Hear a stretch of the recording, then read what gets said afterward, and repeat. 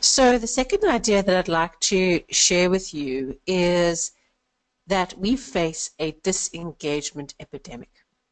And as I go through this section, I'll share with you a lot of statistics and some insights around just why we face this disengagement epidemic and how it might impact us and impact the contribution compass. So if we think about growing businesses, and we think about that arc of growth that we go through, when we start a business, usually it's with a founder, a partner, or someone that's close to us. We tend to know the people, the first round of employees that join the organization, and we grow, and then we have to add other people. And typically, as we go through that journey, what happens is that we hire quickly, we hire rashly, we don't hire against a process, against a standard, and we tend to go through quite a bit of a wilderness phase as we move towards this 15-person organization. That's normally the first barrier or the glass ceiling. As we work towards that organization size, we kind of go around these rounds of the pains of poor recruitment or being too cheap or whatever it might be, the particular issue of the organization. And so we go through this journey of being highly engaged right at the beginning, where the energy was the highest and most intense because we were all in it to win it, as it were. And as we grow and as we expand, we have other people that come into our organization that can change things, can dilute the culture or can amplify the culture. And certainly it becomes harder and harder to have this highly engaged team after you've gone out of the core team, simply because we don't necessarily have the scaffolding or the structures within the organization to drive the things that engagement requires. So as a lead into the story, I wanted to share that as we go through this arc of growth, we face these kind of stages of growth within the team and how we try and overcome those. And when we get into a large organization where we have huge departments and massive structures, it becomes really difficult to do this well if we haven't established a culture, if we haven't created a feeling of team life that this entire organization is based upon. So at every level of the organization, there's an engagement task that needs to be fulfilled. There are challenges that need to be addressed, and so we need to pay attention as we go along. So first up, let's look at some statistics, and I'm sure that you have heard of a very well-known organization called Gallup. They're a very large international research organization focused very much on the employee engagement space and adding a lot of value through their research platform and the benchmarking data that they've collected over many years.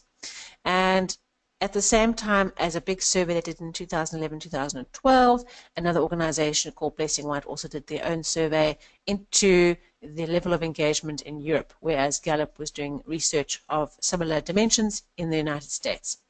And what they came up with is that between those two samples, that roughly 3 out of 10 workers or employees are engaged. And this really is a very bad number. Think about just 3. If you think about the 10 take your organization, take 10 people standing in front of you in a team, and 3 out of those being engaged. The rest just being in varying states of not sure they want to be there or just waiting it out until it's time for them to leave. So 3 out of 10 is quite a shocking number.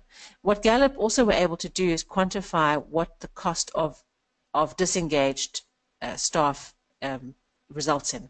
So the actively disengaged group are those that are just waiting for their paycheck, usually cause a huge amount of negativity because they're moaning all the time or trying to do as little as possible.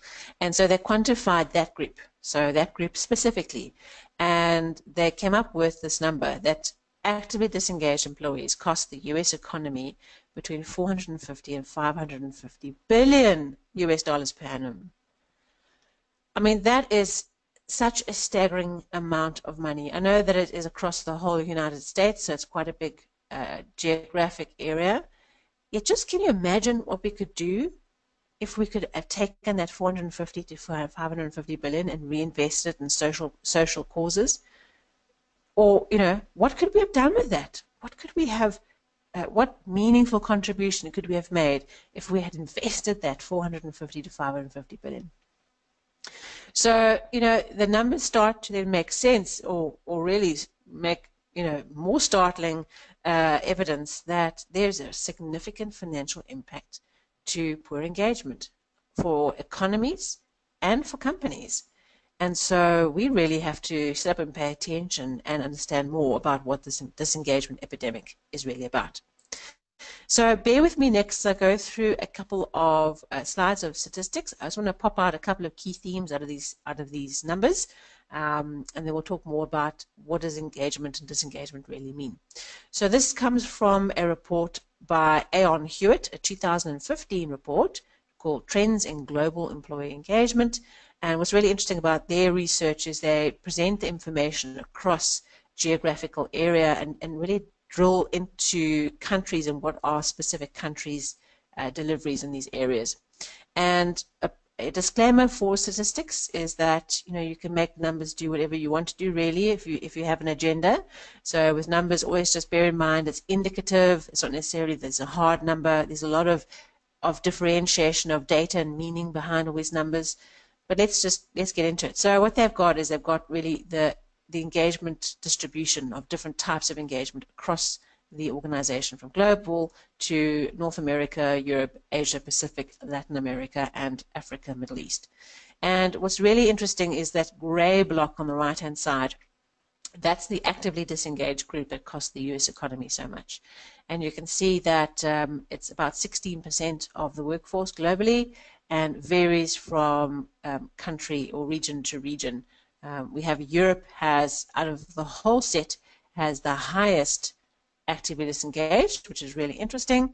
On the left-hand side, you'll see that they indicate the extent to which engagement has improved from 2013 to 2014. And there we can see, surprisingly, Africa, Middle East has jumped up 6 points. So what I've got for you on the next slide is a bit more granular presentation of that data. And here we can see that across the groups of Sub-Saharan Africa, MENA, which is Middle East, North Africa, and Africa, Middle East categories, different ways of breaking up a huge area called Africa, Middle East. We see that Sub-Saharan Africa, the green line, is actually right down on 61%. So although the overall the region has shown a jump up of 6 points, actually Sub-Saharan Africa has dropped from 64% down to 61%. So just be cautious of data, and that's why I wanted to show you that you might make assumptions that because I'm in a broad category we're fine. Actually, not so much. So the third element of this piece of research from Aon Hewitt I wanted to share with you is this graph or chart.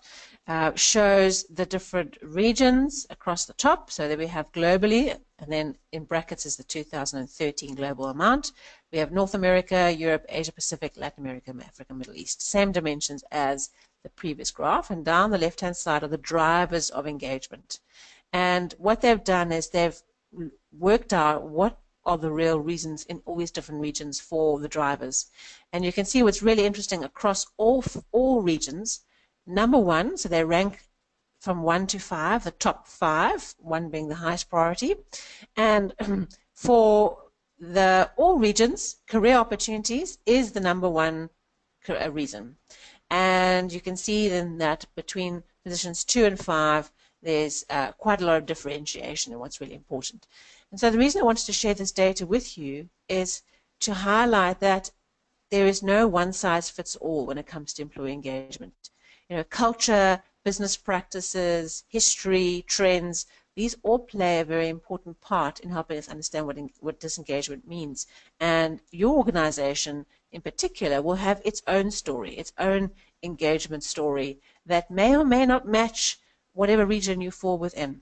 So what's really interesting is that pay, the third one down, is actually in position 3 and 5.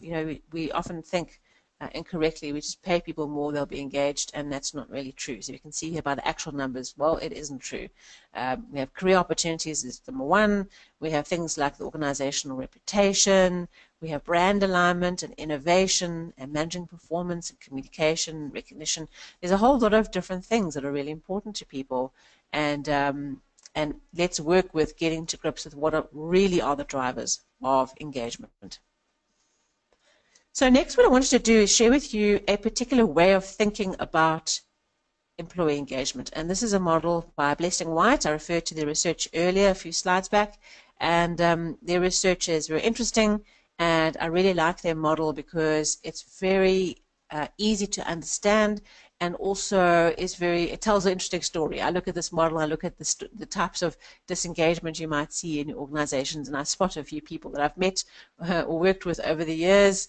I've spotted my own thought streams. So let's get into what their model really tries to say. So the Blessing White model has two axes or dimensions, one being the extent to which the individual, the person, the employee, has maximum satisfaction in the workplace. So that's the red dimension. And then the yellow dimension is the organization, the extent to which its success has been maximized, and it is maximizing a contribution through its values, goals, and strategy. Where these two dimensions interface, that's where the sweet spot is, the highly engaged team. So let's look at what might be some of the different types of engagement we can see in organizations. So the orange block, that's obviously our goal. That's a little pyramid top right at the top. The orange triangle is the part where we have an engaged staff. They are highly engaged. They know what they're doing. They have they really are high contributors to the success of the organization, and the organization and the job that they do is a high contributor to their own personal success and their own satisfaction. Okay, that's, you can imagine, you know, the top innovative people at Google coming to work every day in a wonderful environment and just being really happy and switched on. Okay, that's the engaged group. Just below them is the almost engaged group, and that's a magic little group because they really are so close to being permanently in the state of being engaged that we could just push a little bit and the momentum of their engagedness, if that's a word, would take them over that tipping point. So the almost engaged group is really useful in that we can push them quite easily over the line if we just tweak how we're working with them and supporting them. So let's look at the other characters in this drama here. We have the honeymooners and the hamsters. So this category, you can see they're sitting on the maximum satisfaction side personally, but on the low contribution side to the organization.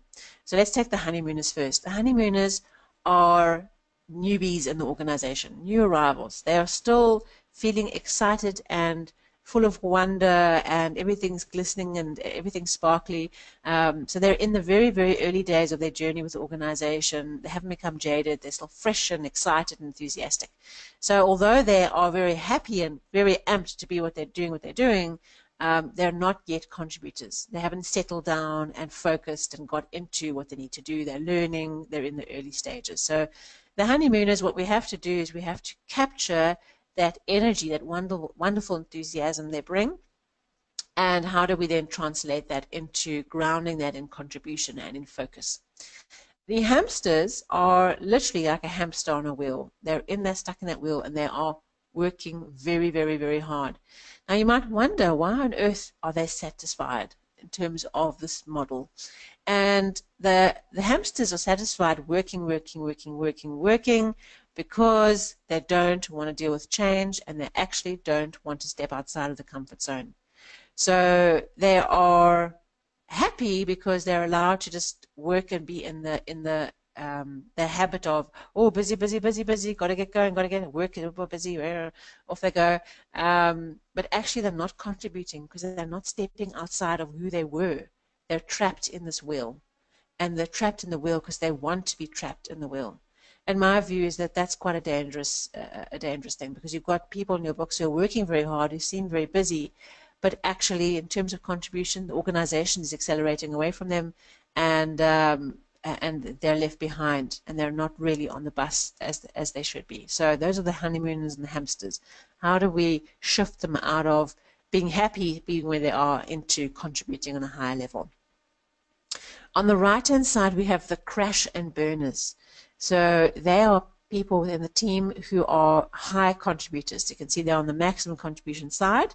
They're high contributors, and they are usually your top performers, but they are very tired. They've been going at a pace for a very long time, and literally they have moments where they literally crash, and it's just everything's doom and gloom. and everything falls down around with them, all the drama. So the crash and burners, the challenge with them is that they're high contributors. They're bringing in a lot of value into the organization, but they're actually extremely toxic and negative. They're not happy at all, and they're the ones that are working, late hours, traveling a lot, hanging their heads out, just getting through the day, getting through the week, pushing through, but actually they're not happy at all. They're very disgruntled and just unpleasant to be around. They just moan all the time. So, the challenge with that is, like, if you could take an example of, take your top salesperson who is just overworked, doesn't take holidays, very maybe A-type, and push themselves far too long, and they're actually an extremely unpleasant person, but they're tolerated, the behavior is tolerated of dissatisfaction because they're high contributors and no one wants to tip the boat because they might just leave. Well, actually, you need to do something about that. So the crash and burners are quite a dangerous category because they can cause quite a lot of chaos if they just walk off the set, as it were. And then down the bottom are the disengaged. These are quite challenging. This is the one that causes the financial impact the most. They might even seek consciously or unconsciously to get other people to leave the organization, and they're just there to pass time. The active disengaged group might even go as far as to undermine the organization purposefully, and if you do have that problem in your team, you've got some work to do. But the disengaged group is something we need to really resort, because they're literally, it's like a toxic fog that really overtakes the whole group. In my experience of training and working with groups, what I noticed is that in a group of 10, you can have one unhappy person, disengaged person, and it goes on for a while, but it won't be long before you have the second one. And when you have the third one, by the time you've had the third one and they're kind of caught this toxic soup, as it were, you've lost the entire group. There's nothing you can do about this group. So really quite something that we have to nip in the bud and not tolerate disengaged staff, finding ways of supporting them. If you can't shift the disengagement, then I'm afraid the journey comes to an end. So part of the interesting factor around the whole process of engagement is exactly how it does impact performance, how the organization's performance is directly linked to the engagement of its team. And following on from the Gallup survey, what they looked at is they looked at companies that had 9.3 engaged staff to every one actively disengaged. So for every actively disengaged staff member, 9.3 were engaged. I don't know how they got to that number or why that's significant, but what's interesting is when they looked at that number, they found that companies that had that ratio had 147% higher earnings per share, or EPS, compared to the competition. So what they're trying to say is that companies that manage to get the ratio down to only one actively disengaged person to every 9.3 engaged, when they brought that ratio down, they were able to experience 147% higher earnings per share compared to the competition. I mean, that's a massive number. And taking this example that I share with you of the group of, you can have one, it's fine, 2, 3, you toast. That's how I understand what this number is trying to say, is that if you have your active disengaged a ratio below a certain level, like almost like 1 for 9, you're okay. Beyond that, you start to have impacts on the organization. And here, in this case, it can have a direct impact on the earnings per share. They also looked at organizations that they took the top quartile, or 25% of the performing organizations across multiple engagement dimensions, and then they compared them to the bottom quartile, or the bottom 25%, looking at almost the comparison between the extremes to say what might be the difference in some of the performance outcomes of those organizations.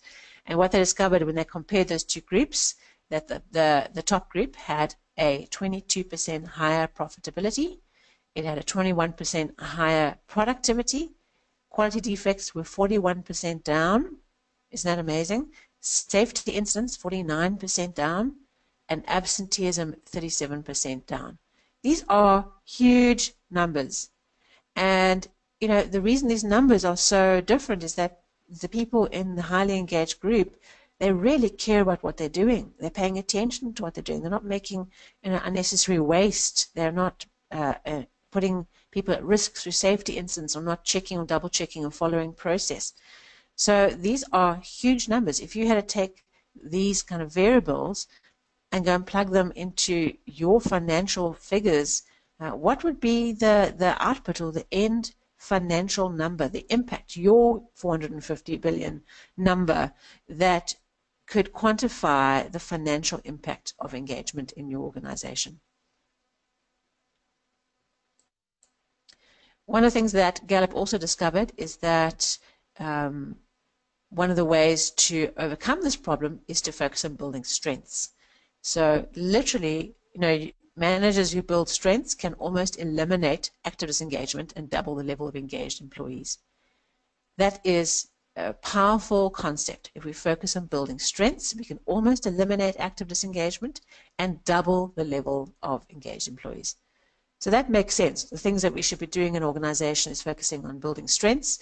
And of course, a very well-known idea is this idea of talent management, where instead of expecting everyone to eliminate all their weaknesses, find your talent, find your strength, and then focus on building that strength within the organization. And then, of course, the absolute perfect scenario is where we have engaged customers and engaged employees. You know, it's not a given that because you've got engaged employees that you automatically have engaged customers, because engagement in those two groups occurs through different activities. But certainly engaged customers, one of the key drivers is engaged employees. So they're related, but not necessarily one leads completely to the other. And they said, you know, through the research, if you had both of those categories, there was across the board a 240% increase in performance outcomes. So take these profitability figures, productivity, quality defects, and whatever your results are, you know, times that by 2.4, 240% increase. Can you imagine what that might result in your organization if you had both those dimensions, you know, alive and well? And so these kind of insights into performance outcomes is really important for us to think about, because what would widespread engagement, active engagement, mean for your company and literally for an economy? We've looked at, you know, global figures. What is your figure of engagement in your organization, and what are the drivers of engagement that are relevant to you? What are some of the challenges that you have? You know, do you build strengths? Do you focus on talent? And certainly, you know, what we need to do is we need to think about that every single team member, every single person on our team needs to make a very conscious choice. And that choice is to lead from our natural energy, to find our talent or our strength, is apply our 10,000 hours, apply our efforts at mastering our ability to maximize contribution and return by developing our ability to take our profile, to take our natural ability and really focus it and turn it into a very powerful delivery of value, personally, professionally, and to the organization.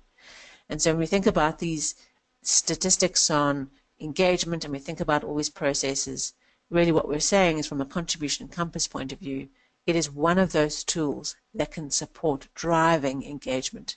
When people know what they are here to do, when they have a sense of purpose, when they have a sense of focus, a place in the world where they have the opportunity to do what they do best every day, we can accelerate and turn the tide of this epidemic. And in your organization, think about what are some of the things that you need to do to maximize your contribution through engagement and through your team really being mobilized and loving their work and finding meaningful purpose in every single day.